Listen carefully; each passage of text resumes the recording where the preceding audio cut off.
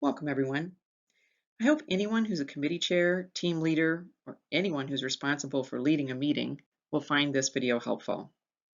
How can we make meetings worthwhile? Seems like everybody hates meetings. Let's see if we can change that. We're going to start by asking why. Why do meetings even exist? And why do we hate them? And what can we do about it? Then we're going to talk a little bit about living on Zoom time. Unfortunately, the pandemic has meant that all of us are spending a lot more time in virtual meetings than ever before. If we have a choice of virtual or face-to-face meetings, what are the advantages and disadvantages? And then we need to talk about Zoom drain because it is a real thing. Then we'll move to talking about what are the keys to making meetings successful. It's what you do before, what you do during, and what you do after. And when does the real work happen? This is where we get into planning versus execution. Let's start with meetings. Why do we hate them? A lot of people will say they hate meetings because they take too long. I suspect people feel like meetings take too long because they're not good meetings. We wander around, we can't get anything done. Certain people get a little out of control or off topic. Soon we're not even sure why we're here. We can't really get anything done because the right people aren't in the room. I think they take too long when we feel like we were there and we got nothing accomplished. If we don't know why we're here and we get nothing accomplished, it doesn't matter whether the meeting was 15 minutes or 15 hours. It'll feel like it was too long. How can we make it better? Let's start at the very beginning. Why does this group even exist? We have to exist for a reason. Pretty much every team or committee is charged with a mission. The committee or the team exists to design and manage projects, actions, programs, and events that move the mission forward. The purpose of every meeting, then, should be to do that designing and managing. It sounds simplistic, but it's the heart of good meeting design. Every meeting should move the mission forward. If there's nothing we need to be doing right now to move our mission forward, then we probably don't need a meeting. Now that we know why we should be having meetings, let's ask, where should we be meeting? For some of us, we don't have a choice right now. We have to meet virtually, or we must meet in person. But when we have a choice, there are some important things to consider when deciding how to hold. There are some really good reasons to work for an in-person meeting, even when that might be difficult. The first reason is because if we have to resolve major problems, it's been shown that that is more easily and more efficiently done with an in-person meeting. The second reason to go for an in-person meeting when possible is because if we don't know each other very well, if we're still gelling as a group, it's much easier to build those long-term trust relationships when meeting in person. The third reason to have an in-person meeting is when we've got to move very quickly to seize an opportunity. It's just very difficult to make big decisions quickly via virtual. Let's look at some more considerations. I like to ask, what kind of decisions are going to be made in this meeting? And do we have to take actual votes? If the decisions we're making today are relatively low stakes, they're not very controversial, or they're high stakes and might be controversial, that tends to lead me towards one side or the other, virtual or face-to-face. The other things I like to consider are, is it just a few people who have well-established relationships? Does everyone have reliable teleconference or video conference capacity? And are we just considering one or two agenda items? They're not very complex, and they're not new to the group. The more of these elements are true, the more likely you can have a successful virtual meeting. The larger the group, the newer the group, if people don't have reliable video conference or teleconference access, if it's a really complicated issue or a brand new issue we're just facing, if we have the option, it's probably better to go face to face. Now let's talk for a few moments about living on Zoom time. Because of the pandemic, we've all been forced to gain virtual meeting skills that we never knew we had or maybe never wanted, but here we are. Essentially, we've been conducting a worldwide experiment over the last few months on what happens when hundreds of millions of people try to operate virtually. One thing we already know, we've got to make adjustments. Primarily because Zoom is exhausting. Virtual meetings create an extra cognitive load. Our brains are hardwired to look for tiny changes in facial expressions and tone of voice and body language. This is how our brains interpret people's meaning and intention. Virtual meetings make it much more difficult for our brains to locate those cues, so they go into hyper alert mode trying to find them. This is exhausting. Zoom fatigue is a for real phenomenon. The second thing we know is cell phones make us dumber. Okay, this isn't technically about Zoom, but we already knew this before. And so when you combine this with Zoom, the problem becomes worse. If your cell phone is in the room, even if it's face down, even if it's in silent mode, even if it's turned off, our brains are still aware of its presence at a subconscious level. It actually requires brain power to ignore our cell phones. Because we're so hardwired to communicate with other humans, our brains will unconsciously be looking for the phone all the time, wondering and worrying if someone is trying to connect with us. You add this to also being on a Zoom meeting at the same time, and you have major brain overload. So what can we do? First, put your phone in the freezer while you're on a virtual meeting. Okay, just kidding. But you should turn it off and put it in another room with the door closed. Not kidding about that part. Seriously, there is actual research on this. The researchers are always looking at fascinating things, right? The second thing we can do is slightly angle the computer so that we are not staring directly at the screen. You'll still be able to see people, but early research seems to show that keeping it at an angle seems to make the visual impact of the Zoom meeting less overwhelming for our brains. This also prevents the temptation to check email, which is also a constant cognitive overload problem. So if you angle it and you're not typing and you're not looking at the email and the phone's in another room, it's not going to make it all go away, but it will help. The third thing we need to do is those of us who are designing the meetings need to build in breaks more frequently than what we normally would have done during a regular meeting. Okay, now we're ready to get into the three key issues: the before, the during, and the after. If I'm the leader of this group, the first thing I need to think about is designing an agenda. If every meeting is meant to move our mission forward, my agenda should be organized around that question. What do we need to get done in this meeting to move the mission forward? First thing I like to do when designing an agenda is look at the minutes of the last meeting. It's often hard to remember where we left off, especially if it's been a month or more since the last meeting. The second thing I like to do is check in with project leaders and ask them, what do you need? What do you need from the whole group? Do you need a conversation, a discussion, a decision? Make sure that my agenda includes the time necessary to give project leaders the things they need to move that project forward in between the committee meetings. The third thing I like to do is think about, what do we need to start planning now, looking towards the future? Do we need to start a discussion about a new problem? Consider launching a new project? Do we need to approve a budget or a year-end report? So basically, I'm looking at the past, the present, and the future. So let's pretend for the moment that I'm the project leader, and the chair of this committee has asked me, hey, what do you need out of this meeting? Some of the things I might think about are nothing.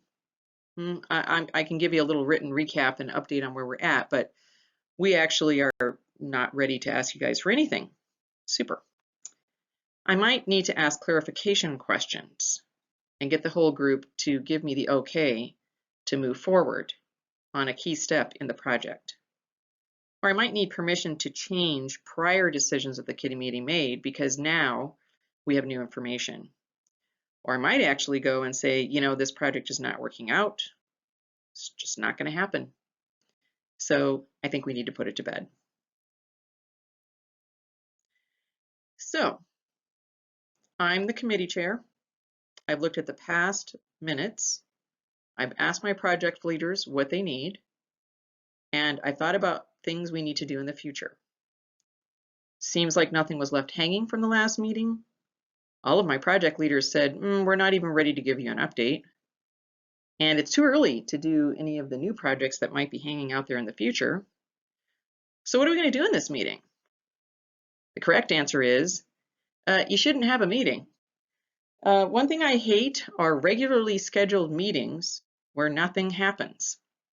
It doesn't mean we don't need regularly scheduled meetings. We should always schedule them. But we should also never be afraid to cancel them if there's genuinely nothing to do. Of course, we do have to schedule them because otherwise, you know how hard it is to get on people's schedules. So I check on all those things and, oh yeah, the meeting's on. We definitely need a meeting this month. So my job then is to make sure that all of these things get to the committee. I like to say 5 to 7 days ahead of time, if at all possible. People are super busy, and I think we need to give them at least a week to read any materials that we're going to send. So I'm going to send them the agenda, the minutes from the last meeting, subcommittee reports and updates, budget reports or things like that if you need them, basically any material you need to prepare for a robust discussion and good decisions. I strongly recommend having people do very short written subcommittee reports and updates. This saves so much time in the large committee meeting, and it really helps people absorb that information and have better conversations. Problem number one with meetings is when we don't do this advanced prep work. Problem number two is when we send people out material and they don't do the homework. If people come to a meeting not having prepared, it's very hard to have good conversations, and it's really hard to know if everyone's even on the same page because not everyone has the same information in hand. Some people read the stuff, some people didn't, some people just ran in the door. Very hard to have good meetings when this is the case.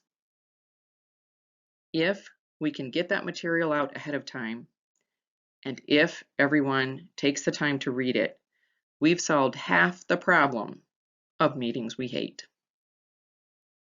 So everybody's done the prep work. Now let's talk about what can we be doing during the meeting to up the odds that it'll be great.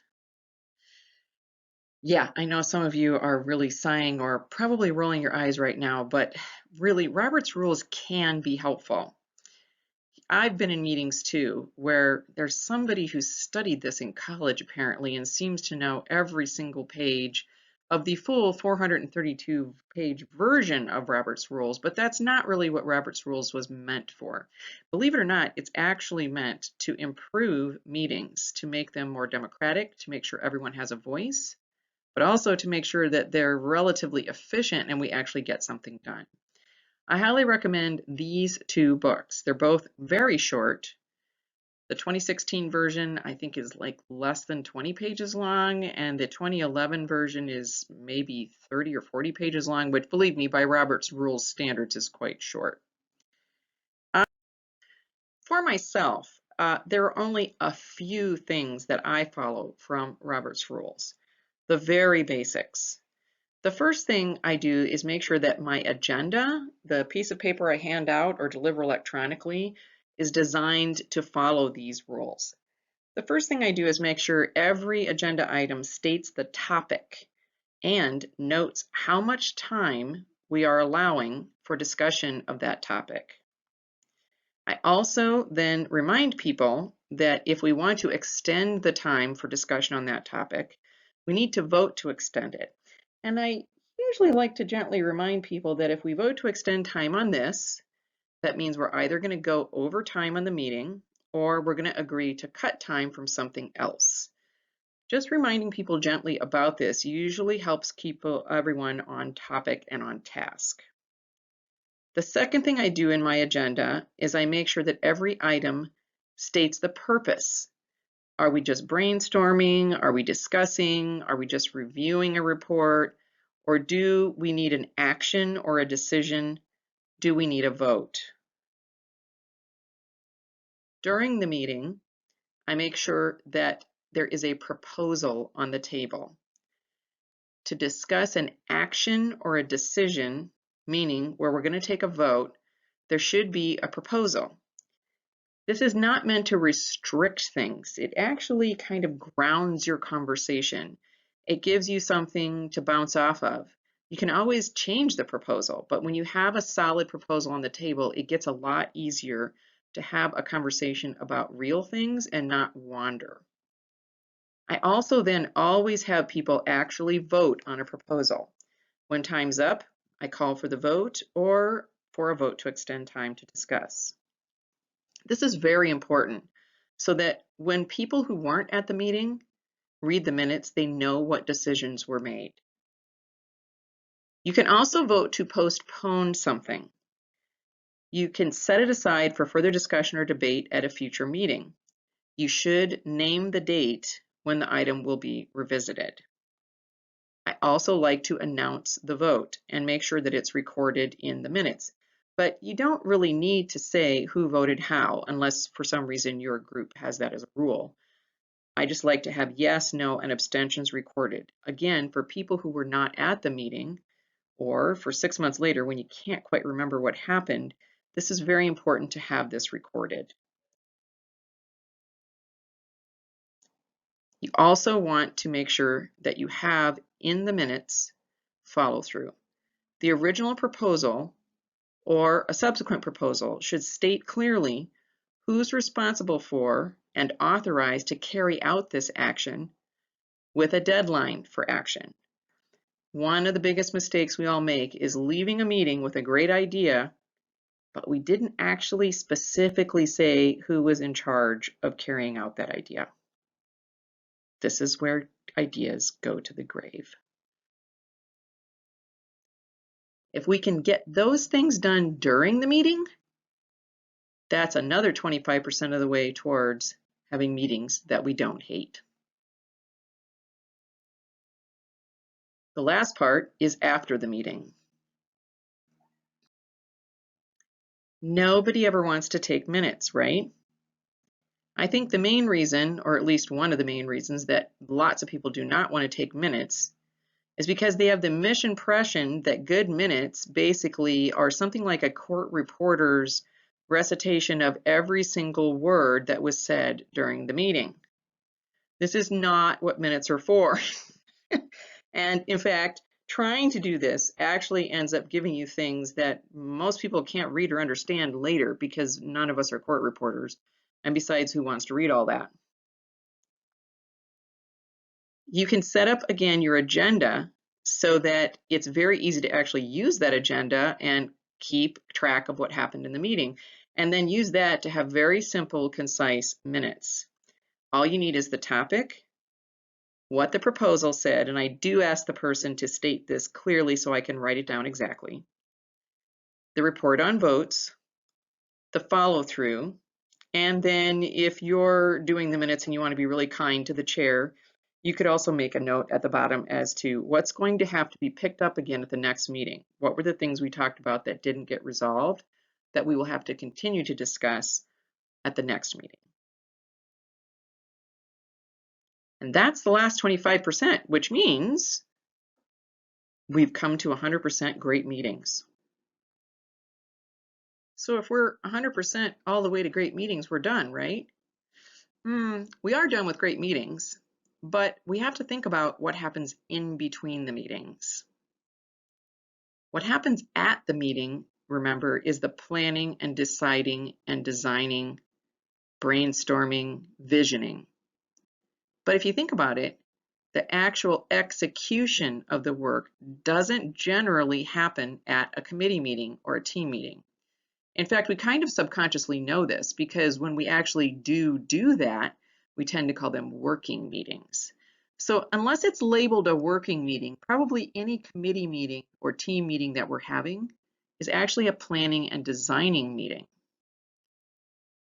The thing that I hate most is when people leave a meeting saying, we're going to do this and we're going to do that. There is absolutely no one named we. And so we should always leave the meeting knowing exactly who is authorized to get something done. So in a nutshell, what we're saying is that the vast majority of committee meetings or team meetings are where we design. What happens in between is the project management. And that means you've got to appoint someone to be the project manager to get that work executed in between the committee meetings. 80% of execution is the work that happens in between your team meeting or committee meeting. Here's how ideas go to the grave. We've got a great, fantastic idea that we discuss at our team meeting or our committee meeting during a brainstorming session, and then it somehow gets lost, right? We had this amazing idea in January, but we didn't appoint anyone to have the authority or the responsibility to translate that idea into a project. And so then the February meeting comes along and somebody says, hey, whatever happened to that idea? Didn't we talk about that last month? And then sometimes it just falls even further off the radar. And by the March meeting, it might not even be on the agenda, or now we kind of almost lost the vision that we had back in January. And then by April, the thing has gone to the graveyard to die, right? This is how ideas go to die. Oh, that poor idea. Dead. So when we leave a meeting knowing who's responsible and what our deadline is, and we've given that project manager the authority and ability to move it forward, now we're going to get something done. If that person leaves that committee meeting or team meeting with a deadline, they can reverse engineer, what do I need to be doing in my project meetings in order to make this thing fly? Then the project manager can be asking for every one of their meetings, how does this meeting move the project forward?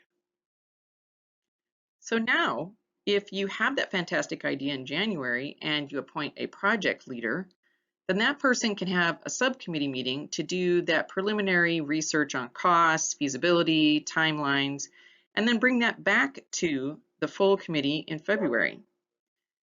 Further report, further discussion, approval for changes, and now the subcommittee is ready to do a deeper dive.